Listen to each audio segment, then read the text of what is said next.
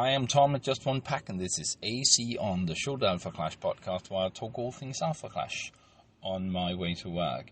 So that's sort of the tagline, isn't it? I talk all things Alpha Clash, and usually it's just a trading card game. Well, today might be more of a 50-50 thing, so let's begin. First up, though, I have to admit that I mentioned this last week. This has been 6 months now where I've been doing this podcast. So, half a year, and I'm not intending to stop anytime soon. So, to celebrate that, well, mostly to myself, I bought myself a gift, and hopefully I'll be giving something away to you as well. So, the big thing, the gift from me to me, to celebrate half a year of making this podcast, is that I am going to ClashCon this December. I booked my flights, I booked my hotel, so I'm definitely going to ClashCon December 6th to 8th. So, if you see me, or I don't know how you would yet, come say hi. Definitely come say hi. So I bought a VIP ticket because I'm gonna have. I'm not gonna fly to the US and not have a playmat at least, and it just looks sick. So I'll be there in the beginning of December. The other thing is I want to. I mentioned this last week. You might want to start sharing the podcasts if you want to be nice to people. And especially to me. So from now on and until ClashCon hits, I'm going to start a sort of a raffle thing. So I want to grow the channel. I want more people interested in Alpha Clash. So I'm not going to change the things I do. I'm just going to do a bit more of it. There is not going to be more than one episode of AC on a week. That's the limit. It's been running for half a year. This is a rate that makes sense to me, at least. But there might be more content on the YouTube channel and on Instagram. So, yeah, share that. And I'm going to start putting things into sort of a raffle, where your raffle ticket is a like and a follow. So, heads up for that. Away with all that, into the card game. So, there's been an announcement here last week, I think it was 12th, about some errata on a couple of cards. This is not the first card errataed, and it's not... As I read it, it's not that big of a change in wording. It may be in gameplay. I can follow that, but there are small changes to the wording of cards. The important part is that they are the words are more specific to what they intended it to do. The big things, or the big for me, is the two from the two Warcry from the starter kit or the Clash kits. Warcry, the Faithful Protector, or the Buffalo. So the Buffalo has been added a piece of text, and so is the Guardian Defense, because both have the same thing. So you want to engage and exhaust cards. So you, as far as I understand, you could exhaust you can exhaust a card even if it's engaged, and they want to make clear that you have to engage and exhaust it. So you can't engage it like in combat and then exhaust it. That's not how it works.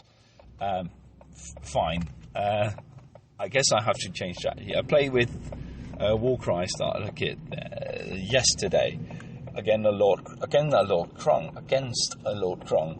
Very interesting. Maybe I'm talking about that another time. But it was an interesting match, not for the match itself, but the experience of the different contenders, which is awesome in this game. But there might have been a situation or two where I hadn't noticed that they changed the wording. So we played it with the old setup. Also, there's been a errata to Whistler. Less important, but I had to mention it when I mentioned the other ones. So I'm going to lay down the card game for a bit, because I have to talk about something happening tomorrow in the world of Alpha Clash. And that world is expanding. I don't know if I already mentioned that, but I know I mentioned that there will be a board game. Now, a lot of details have come out now, and I was sitting yesterday watching, what was the channel's name? Avenue Studios, I think, playing the game. So the new, most of what we've seen so far has either been, tidbits and photo shoots of the game, and it being played on Tabletop Simulator. Now, I'm not going to bash on Tabletop Simulator. That is an amazing piece of work, but it's not the same, is it?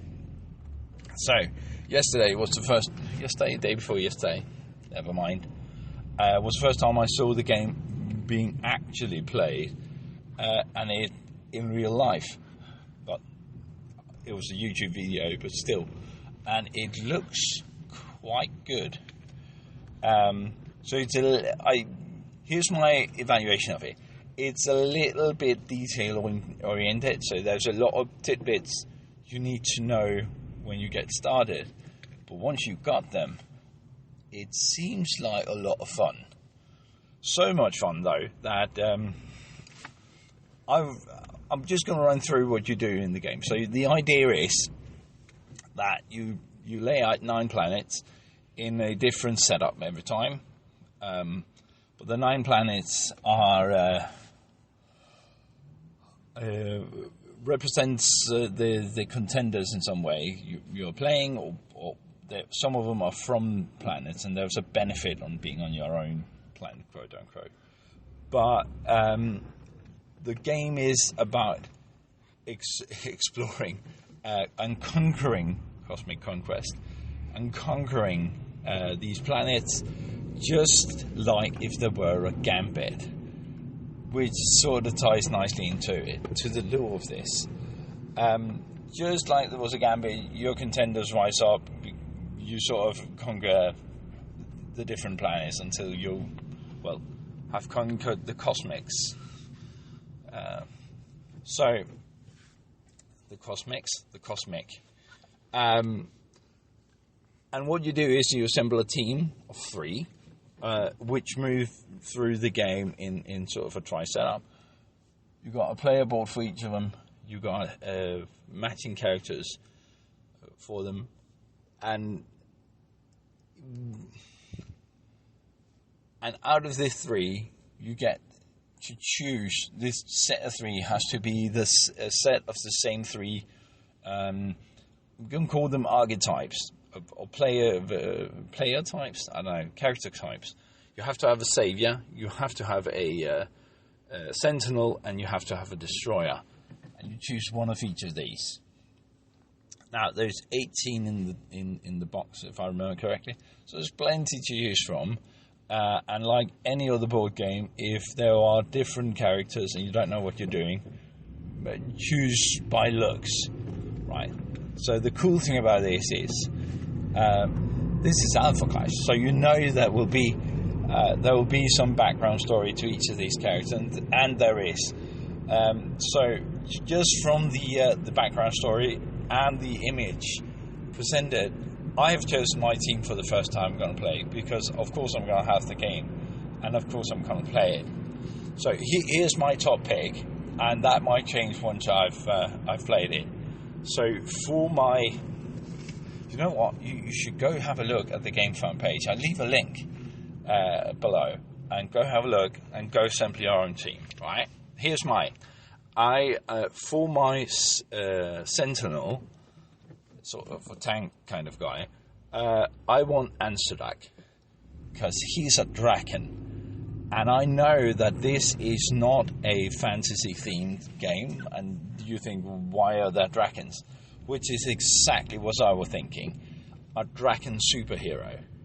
Come on. I gotta have him on my team. So I'm going to go Ansudak. Ansudak, I think. For my destroyer, I'm going to go with Shadowblade.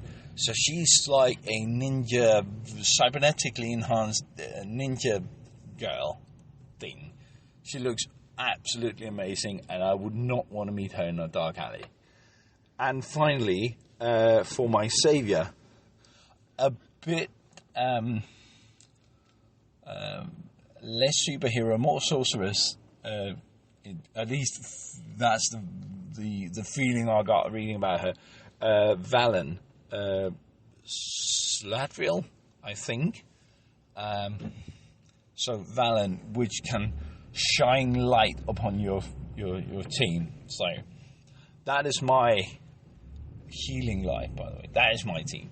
So Ansudak as the Sentinel, Shadowblade as the Destroyer, and Valen as my savior. Go have a look for yourself. See what fits you. All right. And if you choose something different than the dragon, you have to tell me why. Because he looks bloody cool. I know you can get Clarity and Alpha Asta and stuff like that, but man, he's a dragon. Anywho, go have a look at it. I'll leave a link in the description. And if you are in time, go give it a follow. Because if you give it a follow and you end up backing it, which I suggest you do, or even recommend you do, then you get an extra figure. I know that's a small thing and it's just a tidbit, but it is kind of nice, isn't it? So you get a Clarity miniature if you back it up front, or if you follow it and then back it. So there's free stuff before we even get started. So go have a look. There's loads and loads and loads of information. There are 3 tiers from, and here's my honest opinion, from okay to are you bloody insane. So you can choose your level of poison there, but go have a look anyhow. I'll leave a link in the description. So hopefully I'm in a queue, so my commute is a bit longer, so I'm going to waffle on about a single thing more, at least one single thing, besides the board game and the errata. So we're still in the midst of spoiler season with all the other stuff, with the board game coming out, with is it an Awakening in Las Vegas come out start October, with comic books almost ready to ship, or are they beginning to ship? There was some email yesterday I didn't get to read, but hopefully they're shipping. With all that going on, you sort of missed that. You sort of missed that we're actually in the midst of a spoiler season for a set that looks quite cool. So I'm just going to mention we're in the midst of a spoiler season, and I saw well, there's been a few spoilers, but I'm gonna talk about one of them.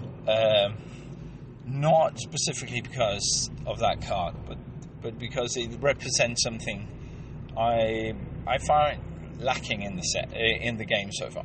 So the new card is Clarity, Silent Assassin, and it has an enter trigger.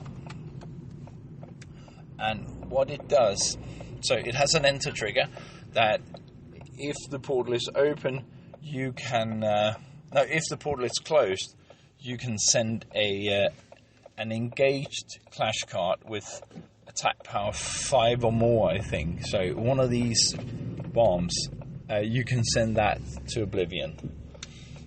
Now, one thing, it got 3, and I think 2 of them has to be white. That is not an expensive spot removal, but you have to take some sort of damage, or at least lose a clash card to something like that before.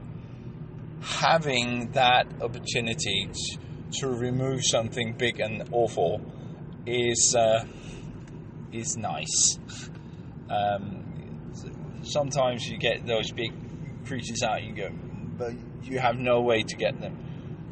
To get rid of them, you just have to throw something in front of them. Now you have a fairly good spot removal. That is fine. But what's really interesting to me, that when the Harbingers came, the Portal started playing it. There weren't no Portal before, but when they came, they brought the Portal and some importance around the Portal, and that effect have been more and more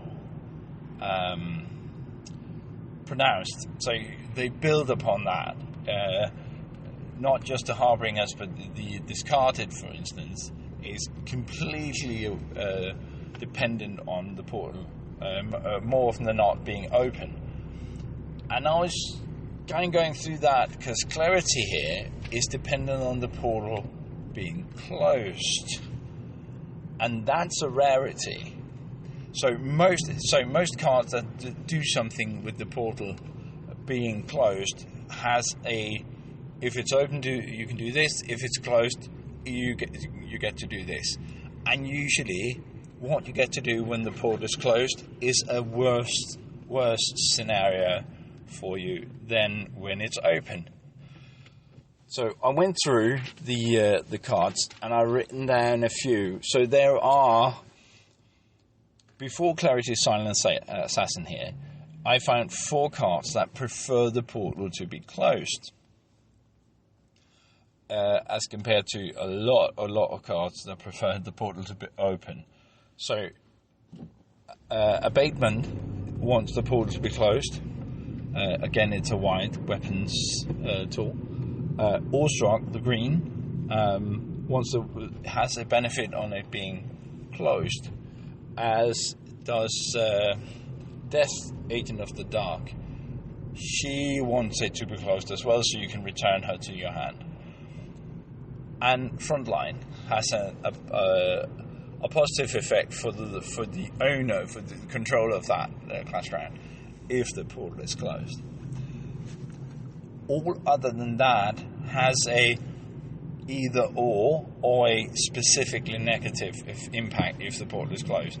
So everybody almost wants the Portal to be open, except for those who don't interact with the Portal, who really want to close it, not for their own benefit, but for taking away abilities from the opponent. Which is fine, I think, but once you start playing with something that really interacts with the ball and need it open, what I've experienced so far is that your opponent also needs the Portal open, or is reluctant to use resources to close it, which is fine if I want to win the game, and I do, but there should be a balance. There should be a fight over whether or not the Portal should be open or closed, and maybe you even want to see a benefit of opening and closing it through your turn, so you have a more interactive experience with the Portal, instead of now that you sort of run to the point when you want to open it, where Death want to delay a little bit so she can use her Death cards, and other than that, go for it. So I think it is good, and it's an interesting card. It's in rare, so you might even pull it. It's a good and interesting way to start working up the benefits of the Portal being closed. Now, I've been talking for almost 20 minutes. I'm almost at work, so I'm not going to go into more about that. But I had to mention there's a new clarity card coming, and she wants the portal to be closed, which is absolutely brilliant. So I'm going to end it there. Please do share and like this, and the channel in general. And I'll talk to you soon. Bye.